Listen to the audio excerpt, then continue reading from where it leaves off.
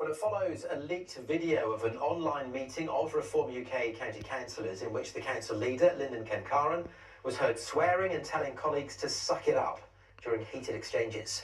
Well, this morning the party suspended another 4 councillors. Let's now cross to Kent County Hall in Maidstone and our political correspondent, Kit Bradshaw. Kit, what exactly is going on? Well, Amanda, the council leader insists it's business as usual, but the facts would appear to contradict that, because it's not every day that the ruling party on any council suspends 4 of their own councillors, and it's a far cry from the celebratory scenes we saw back in May when Reform swept to a landslide victory here in the local elections at Kent County Council. Then it was all smiles for the cameras, but today Kent County Council leader Linden Kemkaran is facing calls to resign after a video of an internal meeting of Reform councillors here was leaked to the Guardian newspaper, in which Councillor Kemkaran could be heard arguing with her own colleagues who disagreed with her.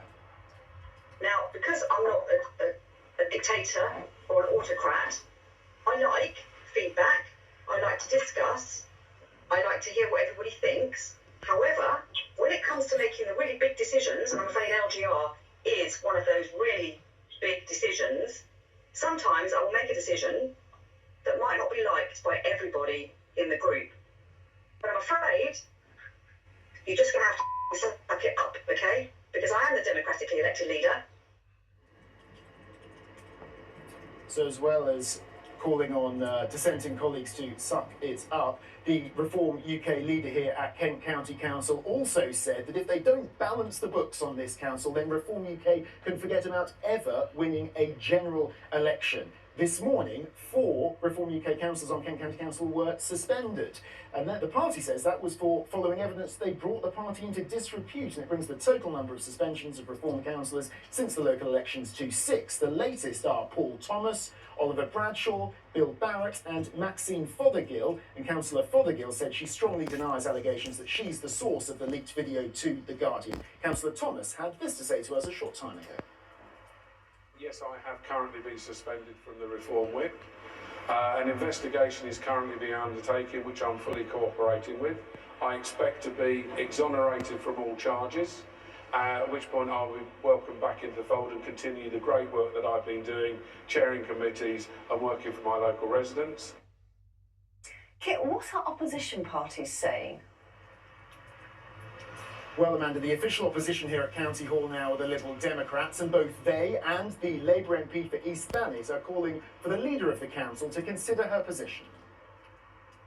This swearing and bullying and chaos is a terrible example to everybody. It's unprofessional, and the Kent taxpayers are losing out.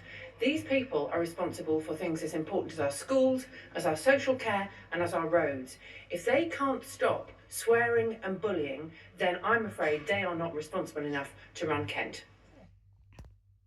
Yeah, she's very forthright, and that's to be expected. That's what we expect from Reform in general. But the big thing about this is that on 2 policy platforms, she's breaking promises. She's breaking promises on council tax, so that she's going to have to put up council tax when they said they were going to cut it.